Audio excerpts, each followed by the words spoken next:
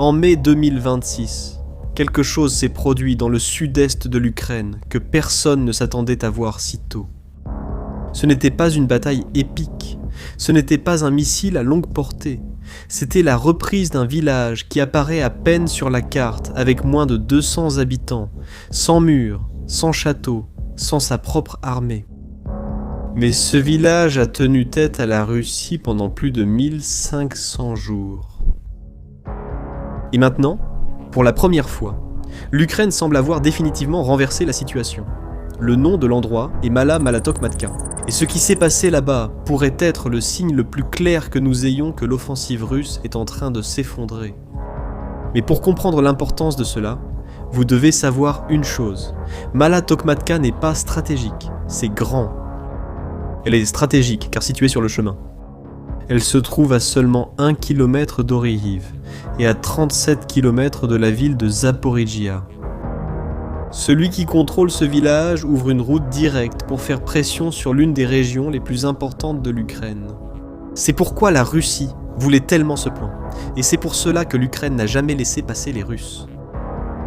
Et quand tu comprends pourquoi, tu vois à quel point cet endroit diffère de tout ce que la guerre a produit jusque-là. La première raison, c'est le terrain. Le village est presque entièrement entouré de zones surélevées. Cela signifie que les défenseurs ukrainiens voient tout mouvement de troupes, toute colonne de blindés qui s'approche est détectée avant même d'arriver à proximité. Il n'y a aucune surprise. Il n'y a pas d'attaque inattendue. Les soldats de la 118e brigade mécanisée savaient exactement ce qui arrivait, d'où cela venait et quand cela arrivait. La deuxième raison est tactique. Les Ukrainiens ont transformé ce village détruit en une forteresse. Les maisons abandonnées sont devenues des bunkers. Là où il y avait un salon, il y a maintenant une position de tir. Les ruelles étroites sont devenues des pièges. Les champs autour ont été minés, forçant les Russes à avancer toujours par les mêmes chemins, des chemins que les Ukrainiens connaissaient déjà par cœur. Et avec le temps, les drones ont pris le contrôle total de la situation.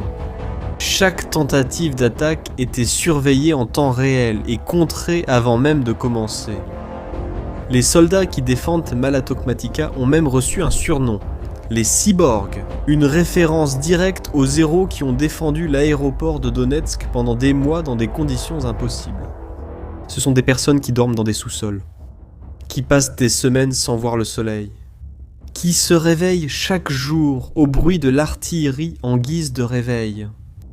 Ils se battent par des températures négatives, sous des bombardements constants, pratiquement encerclés.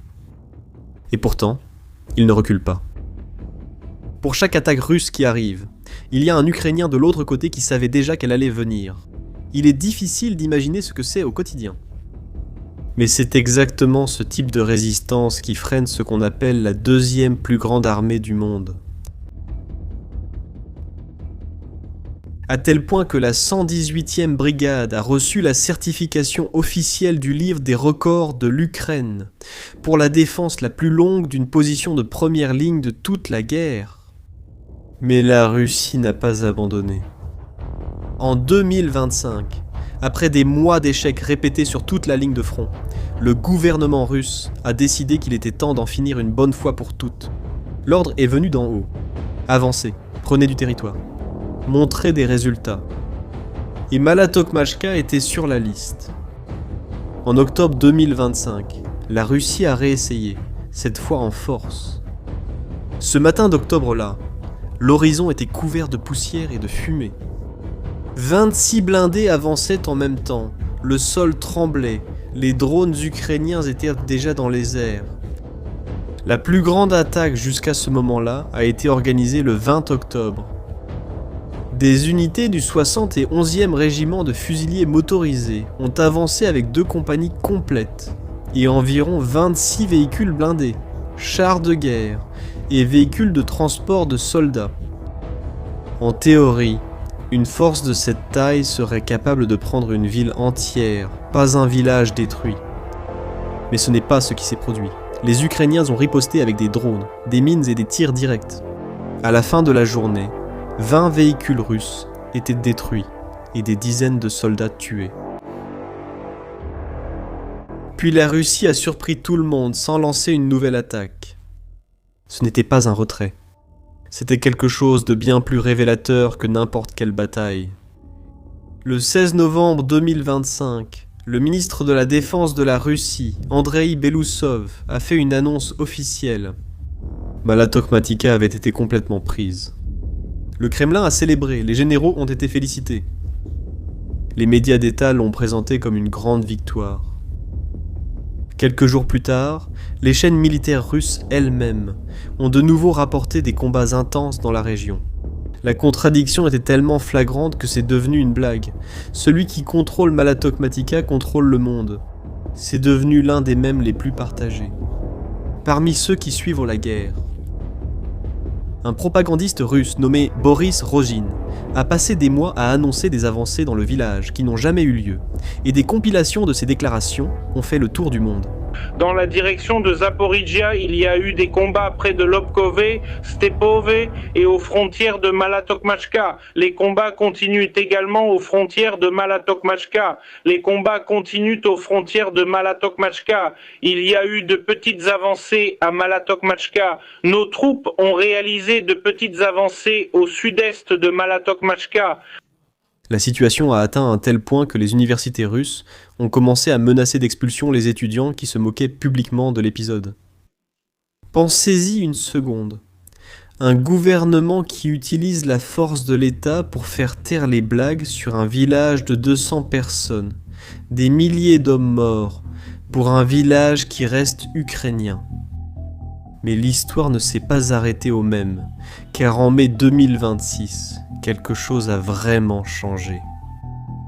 L'Institut pour l'étude de la guerre, une organisation américaine de référence en analyse militaire, a confirmé que les forces ukrainiennes avaient probablement repris le contrôle total de Mala Tokmachka. Des images dont la localisation a été vérifiée montrent une avancée ukrainienne au sud du village. L'analyste militaire Kostiantin Machovets a été direct en déclarant « L'Ukraine a reconquis l'endroit. Mais ce que cela révèle va bien au-delà d'un village. » Regardez. En avril 2026, ce même institut a enregistré que les forces russes avaient perdu le contrôle de 116 km² de territoire en un seul mois.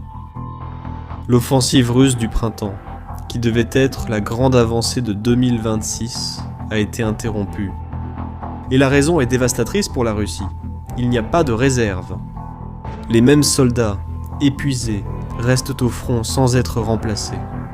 La 58e armée russe, qui devait avancer sur Orikhiv, est restée paralysée.